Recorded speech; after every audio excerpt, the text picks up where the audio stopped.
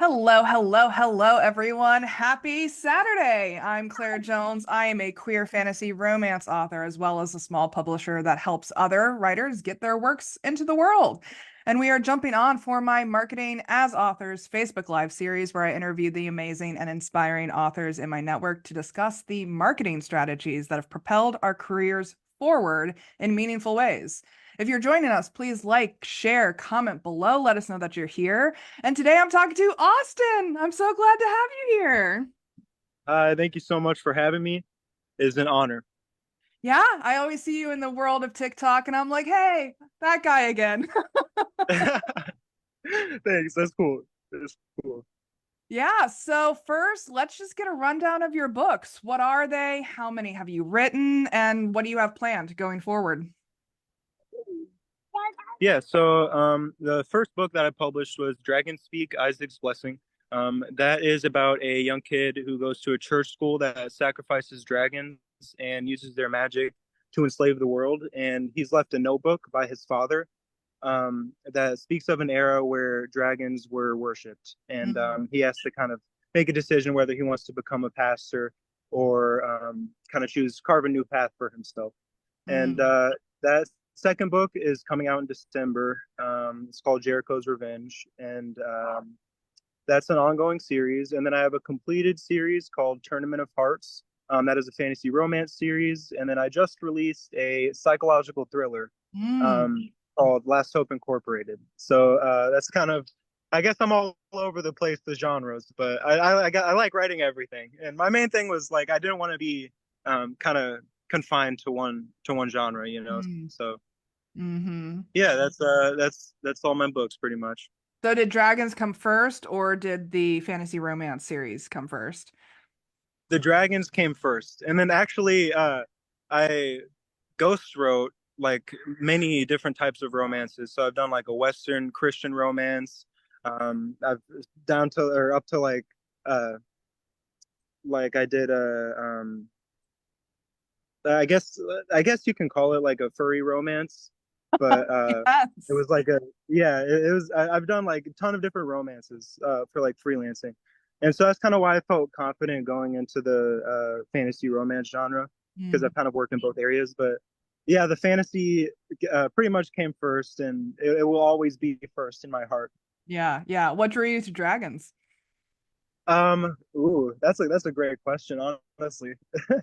Dragons, I think, mainly like the like symbolic kind of like nature behind them. Um, like I really like how like there are a bunch of stories about conquering dragons and in turn kind of conquering inner battles in yourself, you know? And that's Mm. kind of a lot of what Dragonspeak is about, although Mm. it kind of takes the trope of like murdering dragons and flips it on its head, and it's more about saving dragons. Mm-hmm. Um, but yeah, dragons for me, like I've always kind of liked how they've stood for kind of conquering something greater than yourself. Mm. That's interesting. It's almost like accepting your inner dragons.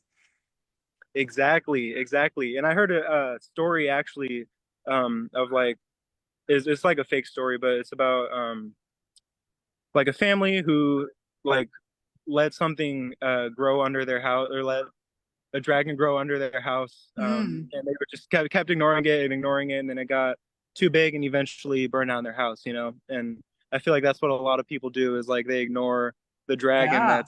that's growing in their life. So that's always something I've kept in the back of my mind as well.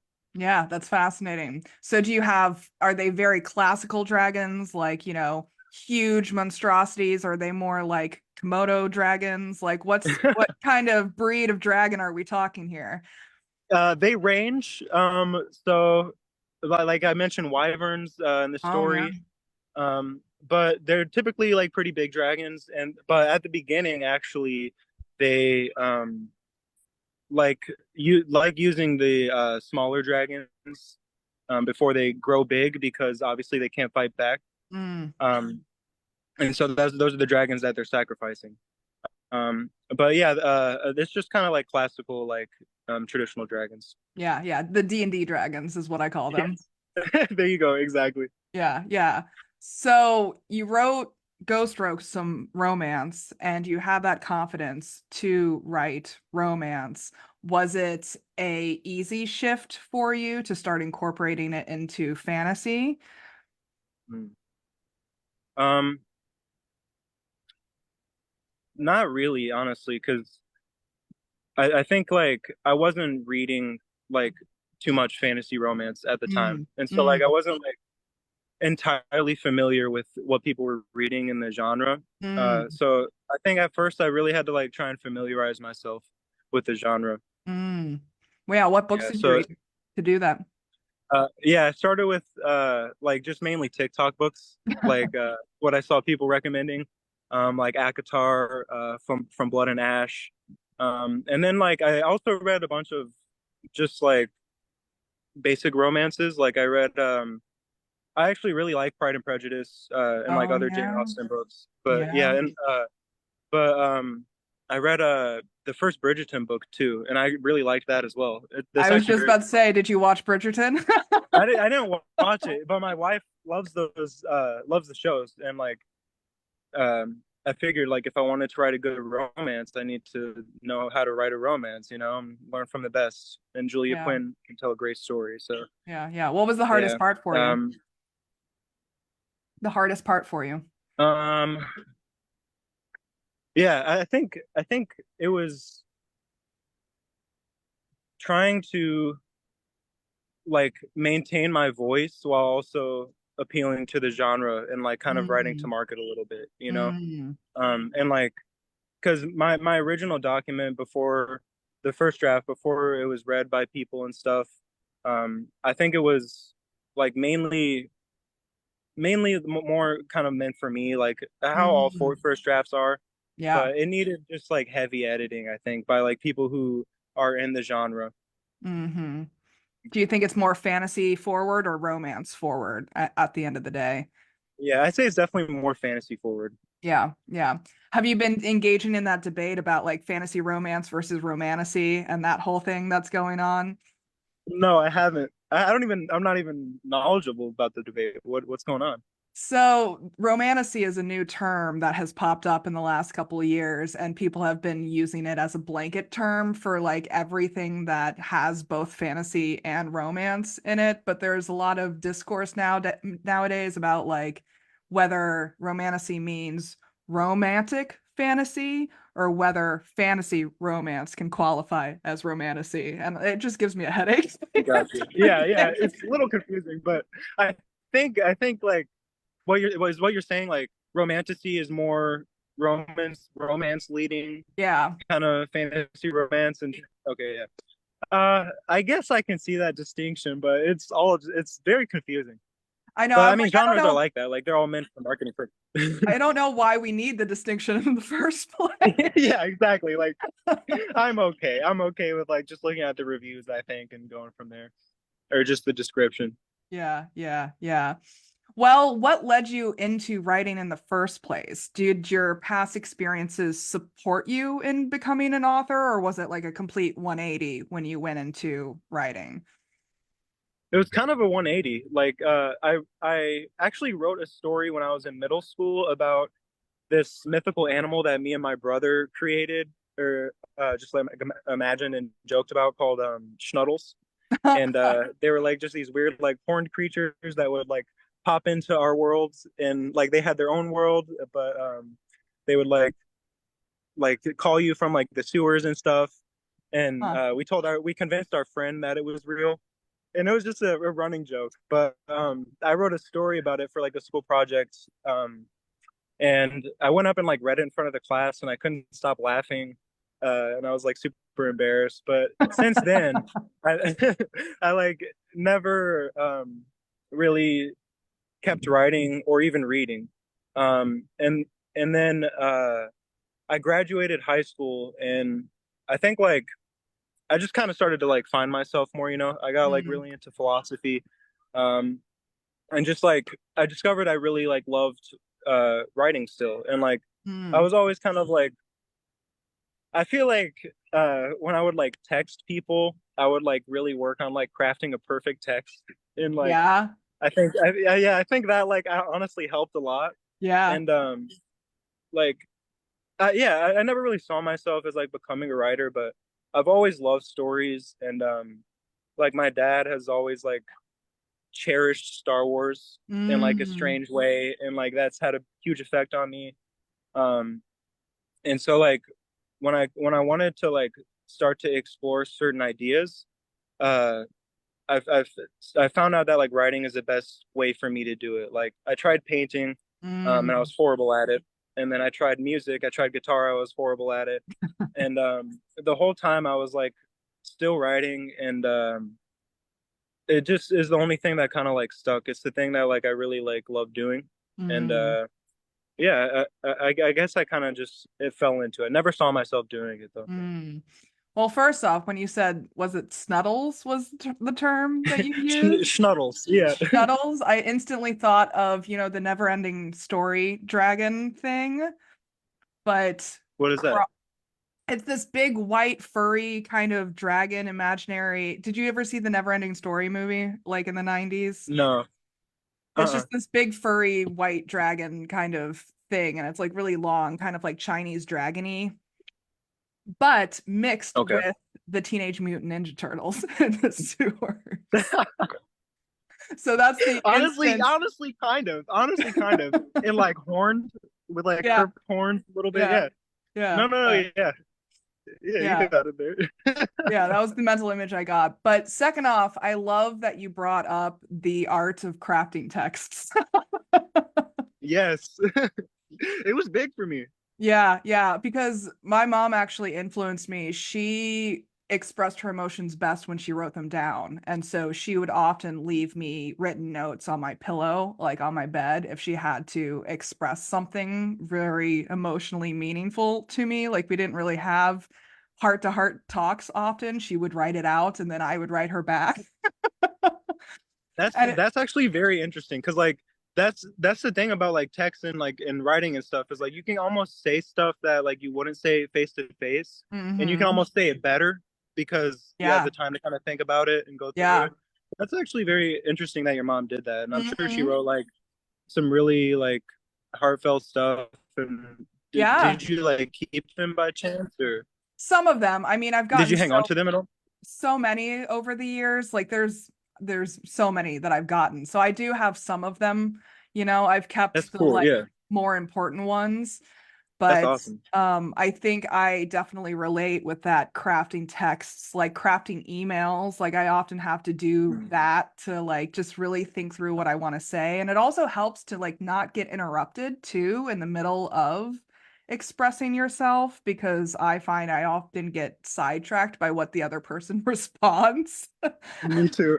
And I'm Me like, I too. need to complete my thought first and then you can respond. Thank you. Exactly. Yeah, yeah, because a conversation is like a conversation. You're both there in real time. You're it's a two-way thing. But like Yeah. writing, it's almost like this is what I'm saying, and then you take your time. It's a very like formal way of communicating. So Hmm. yeah, it Hmm. definitely has many strengths to Yeah. What was the transition like to becoming a professional writer? Like, what made you be like, yes, I can make money off of this? it. Uh, well, I feel like I always like had the aspiration to reach the highest possible like level I could as a writer. Mm, Um, and when I started out, the first story I actually ever wrote like seriously was called Virtuality. And it was mm, about like it was very like Ready Player One-ish. mm. Yeah, sounds like it.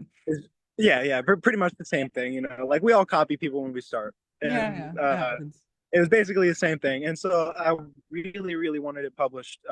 And so like I went to agents and stuff, went online, looked up how to do it, and fell into a vanity publisher hole. Mm, And like if you're not familiar with a vanity publisher, basically like they what it is they'll offer to publish your book and do everything that you can do yourself, and pretty much just take money from you still.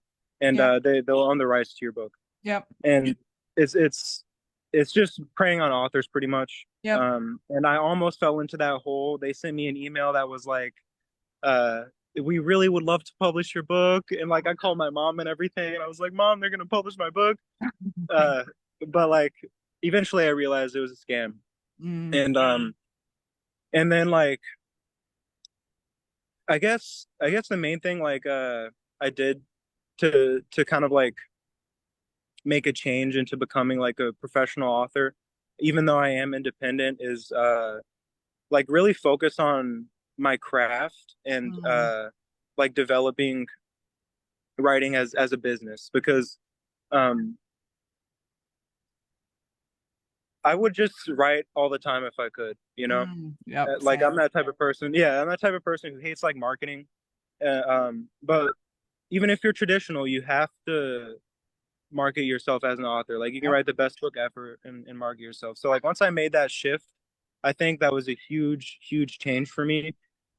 Just thinking about my writing as a career, and yeah, it was very mental for me. Yeah, what helped shift that for you? Yeah, yeah. I think honestly, I don't know. I think the rejection mainly. Like for Um, me, yeah, for me, like uh, when I realized it wasn't so easy, like I bared down mm, and got a lot more serious about like uh doing things I need to do to get my book out there. Um, so like that's how I deal with rejection. I think like for me the rejection was big and kind of the reality slap being slapped in the face and saying like it's not that easy. Like you're gonna have to really put in work to get your work out there. yeah. Is it almost like rejecting rejection? Ooh, yeah, that's a great way to put it actually. Yeah. It really is because like it pisses me off, being Yeah. rejected. Yeah, Yeah. same here. Yeah. Like spite can be very motivating. Yes, yes. Yeah, you got to use it right, but like yeah, if you know how to use it, it can be hugely motivating. Like I think like I got rejected from college one of the first times I applied, Mm, and now I'm going to get my master's, but I honestly think that never would have happened if like I wasn't rejected first off. Because like it made me realize I'm not like material for this university. mm, So I need to get my stuff together. hmm. So Yeah. how has it gone so far? Like, what have you been able to achieve after this shift? Yeah. So once I made that shift, I think everything became obviously way more professional. Like my cover, um, I was able to like really justify investing into like this art as a business. Yeah. So like my cover was elevated. My writing was elevated because I was willing to pay for a good editor. Um, and like I was always in a writing group, but I kind of like I approached it more professionally. I was Mm, treating it as a business, and um, I would mark it off, or I would mark off time for marketing every mm, day when I would, I used to just write, and yeah. when the book was finished, I would just be like, "Hey, I have a book here." Yeah. Yeah. But yeah, yeah, and so like once I started making those changes, I started seeing people like reacting to my book with the same amount of care that I put into it, Mm, uh, and like I think it's because they could see that I was actually investing into it and stuff, hmm. and like that's what yeah that's what people want to see. Like they want to see that you really like care about your art, and it makes them excited about the story. Hmm. Yeah. I mean, it shows that you believe in it, so they will believe in it, right? Exactly. Mhm. So, how has it gone? Have you reached the heights you want to reach, or is there more to accomplish? Definitely more to accomplish for sure. Like I don't know, I want to be the best possible writer I can. I Mm, want to like, I want to. I guess like when I got into it, I wanted to leave a legacy, but I'm not even necessarily sure like that's the main thing I want to do anymore. I guess I kind of want to just like I always say, if I can change one person's life for the better, that's gonna have a chain effect, and that's a great thing to do. So like if my book does that, or like if it's relatable to a person who's going through something similar that I went through, and it helps them get through it, then that's good for me. But there's also that like the ego of me who wants to be the best writer out there. So Mm, like that also I also like let that drive me to a certain extent, and I let it give me energy. But I try not to let it overcome me and like get me down when I don't reach certain heights. So yeah. I'm always gonna like try and be the best writer I possibly can. And I think right now it's going like very well, just keeping my foot on the pedal and trying to always one get better at writing, and two just like meet people in the book space. Um and like I'll always keep trying to do that. But um yeah, if I can change one person's life, then I'll be happy. Do you have a close relationship with your readers? I think not as close as I would like, to be honest. I Mm, think like I could be a lot better at like doing like PR stuff or like mm. ARC readers even, or like I have really good beta readers that I'm close with, but I would like to, I think, just be close with more people. Mm-hmm. Yeah, I Yeah. mean that community aspect is so invigorating and motivating, but it's also commiseration, like they understand when things are going wrong. Like if you have a launched deliverable that is not going to hit the date, hopefully they'll understand. Right. Yeah, like these are people that are on your team. Exactly. Hmm. Hmm. So practically, what have you focused on with the marketing aspects? Like what has worked, what hasn't worked? Yeah, like one big thing for me was taking a class on how to do TikTok. And like Mm, you said, you saw me on TikTok. I think the biggest thing that ever helped me with marketing was purchasing a course, actually going through it, learning, and just gaining the skills on how to like use one of these social media platforms. Because you think you know how to use it, but there's so much that you can do correctly to position yourself in the correct space, that if you do those things, that it propels you forward so much. And um like some big principles that I learned in the course were like posting 4 times a day, which I don't do anymore. I think the algorithm maybe has changed on that. hmm. um but also like leaving stickers on your like uh just main page, doing captions, stuff you like wouldn't think of if you're not in that marketing space. Yeah. um that for me was like a huge step in growing just as an author, but also like as a marketer. Hmm. And like yeah, I'm trying to connect more as well. Hmm. So TikTok's your biggest platform. Do you have any followings on the others? On Instagram, I would say I have like a decent following. I post a lot of my like TikTok reels just on Hmm. Instagram. Hmm. um and then I also have a Substack who with like a decent following, like over 200 subscribers. And I kind of treat that as like a newsletter, and I Hmm. release like podcasts through there. And that has actually been like a really good way to connect a little more as well, because people can leave comments and stuff. Mm. um and that's been pretty cool. And I like just writing short stories every now and then, and that's actually been like really key in using my drive to just write, to Mm. also like it like in a positive way as also like a marketing device. So like Yeah. since I want to just like write short stories, I can at least send that out to a newsletter and like Yeah. get more subscribers that way. So that's been a big thing. Um, but yeah, mainly just kind of TikTok, Instagram, and Substack are the main ways that I try to like connect with people and keep them updated. Hmm. And then Amazon, I found out like it just lets previous people who have bought your book, it lets them know that you also have another book on the way as well, and that's huge, honestly, for indie authors. So you publish directly through Amazon?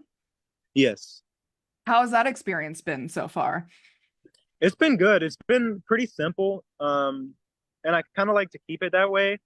Uh, but like it has its flaws.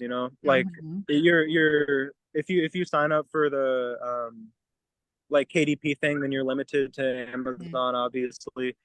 Uh, it's it's like a big corporation with a bunch of different other indie publishers vying for readers' attention. mm-hmm. They really like try to get you to do the yeah, they really like try to get you to do the marketing Amazon ads thing. Yeah. Like they really, really push that, and I tried so many times, but for me it has never worked. Mm, Um, so yeah, I don't know if it's just like if it's ads are just not for me, but sure. that could be it because I know it's worked for many authors. But like I've tried to learn a little bit about it and stuff and get into it, but it just hasn't worked for me. But for the most part, marketing through social media and sending readers to Amazon has been has worked, but Mm-hmm. I would love to eventually sell directly to readers through my Mm-hmm. website. Mm-hmm. Like a lot of indie authors are moving that direction. And I think that just allows for you to do so many more creative things with the book, but also like you get to keep so much more from like your profits, Mm-hmm. and in turn you can put that into the business and kind of just develop greater things and more books and stuff. And Mm-hmm. like that's the best way to also like support an indie author. Mm-hmm. Um, so I would love to move in that direction, but for now I think Amazon is working for me. Mm-hmm. Have you ever tried social media ads or is it just straight content? I've never tried social media ads. I did like a little bit of like the initial TikTok marketing like videos, like boost your video stuff, but Mm-hmm. that never did much for me. And yeah, I never really did ads on social media, but I have thought of Instagram story ads Mm-hmm. because those get me sometimes. Yeah. And I think like putting a good book teaser in there would probably do very well. I would love to try it, but I haven't gotten a chance yet. Mm-hmm. Have you tried any of the tools like Book Funnel or anything like that? Yeah, I've used Book Funnel. I would just say I'm not like super organized. Like Mm, I'm still trying to like get the whole business side together. So like when it comes to like ARC readers and stuff, like I I'll send them out individually at times, like uh it yeah, I've used Book Funnel, but I'm just not super organized. yeah, yeah. So it sounds like content's your big pusher then. 100%, yeah. Yeah, and like it's also uh kind of the easiest thing for me to like create and like get out there, like Yeah. making a book related video even about my book. It takes at the most like 30 minutes, and Hmm. I can reach so many people that way as well. Hmm. Do you have any tips for content creation, like strategies, frameworks, topics? So for TikTok, I guess I feel the most comfortable speaking about TikTok. I would say like focus on creating content in the niche that you want your videos to be in, obviously. And if you can use sounds from that niche, that's a Mm, great way to do it. But also like sounds that are very, very popular, that you can relate to that niche. What hmm. do like very, very well.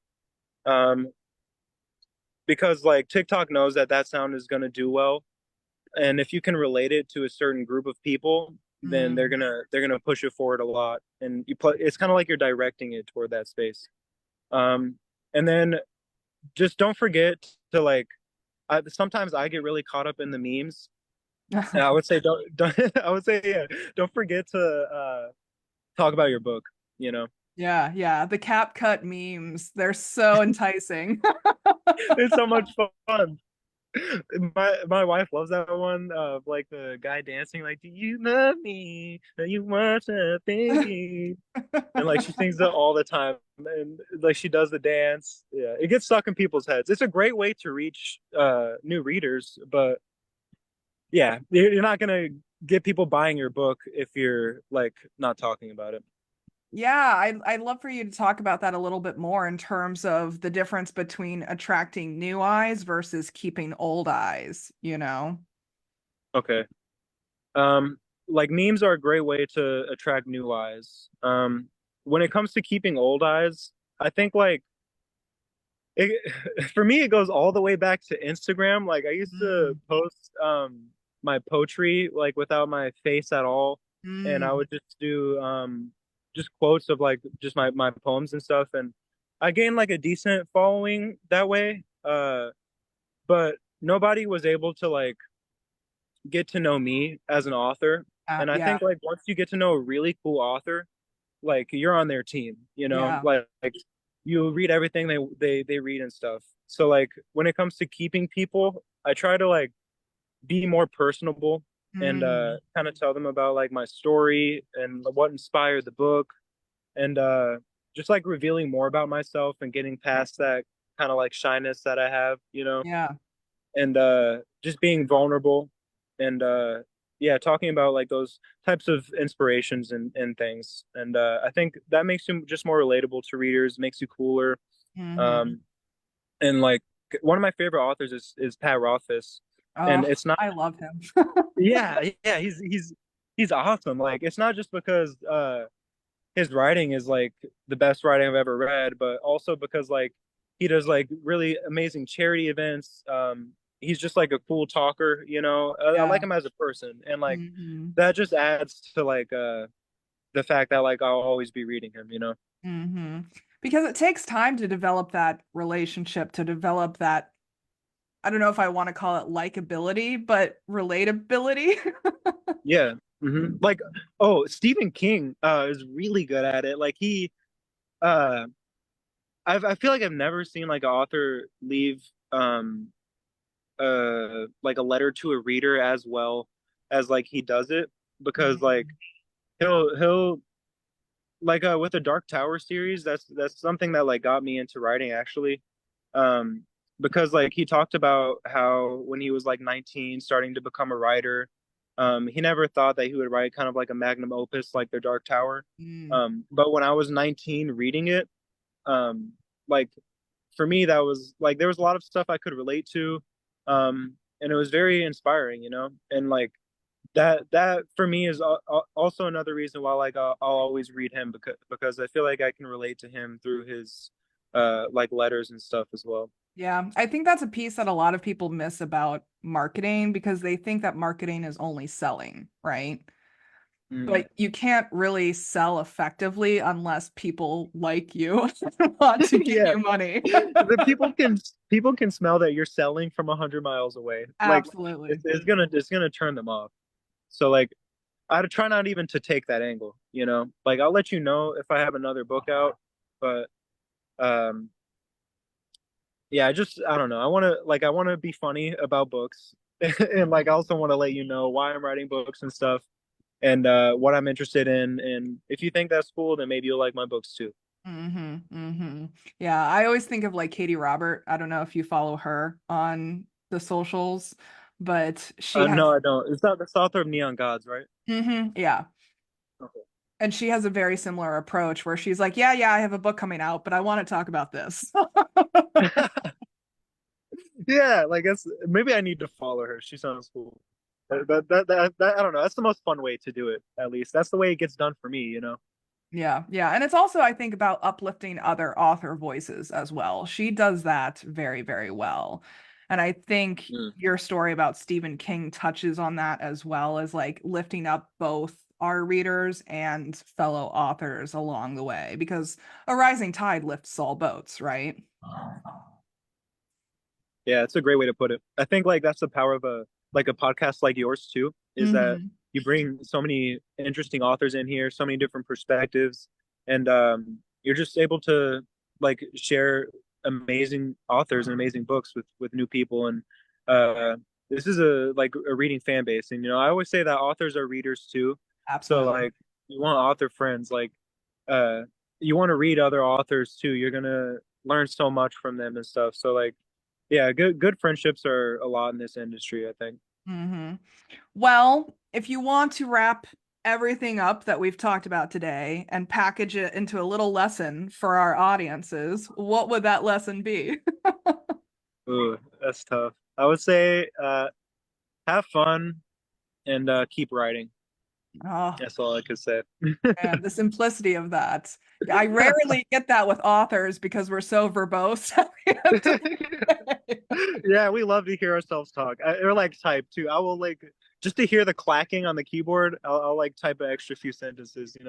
Yeah, yeah. Just to hear the clacking. Yeah, I'm actually going to invest in one of those Thoughtkey keyboards soon here Sounds the best. because yeah, I need it. I need it in my life. It's an unjustified expense, but it's going to happen. Those are the best types of expenses. Yeah. All right. Well, anything you want to say before we start wrapping up? No, thank you so much for having me. This was like a ton of fun. One of my favorite podcast appearances. So thank you. Yeah, yeah. I always joke that it's somewhat learning, somewhat therapy, somewhat just laughing. It's a ton of fun. Yeah, I can't wait to share this with people. Yeah. So this is powerful, meaningful, helpful stuff that we're talking about here. An audience, we definitely encourage you to share your own thoughts and feelings and insights and stories with us as well. We'd love to know how strategies, stories, experiences like these have impacted you in your own writing careers. And please do let us know if you have any questions about anything we talked about. If there's something that we said that we were like, I don't know what that means, please let us know. We'd be happy to answer your questions. Special thanks to Definitely. Austin for joining me. It's been a pleasure. Likewise. Thank you so much. Yeah, so please comment, like, subscribe below. Check out Linktree/Claire Joyance for my links. And then, Austin, where can folks find out more about you? Yeah, you can find me on Instagram at valenzuela.austin, on TikTok at valenzuela.au. Or you can just search my books on Amazon at Dragonspeak, it's all one word, or Tournament of Hearts. Those are my two big series, so you can check those out. Awesome. And I'll make sure those links are easily accessible for you all. And until next time, please remember that you all have extraordinary stories to share, and we're rooting for you as you use them to change the world for the better. Take care, guys. Bye, guys.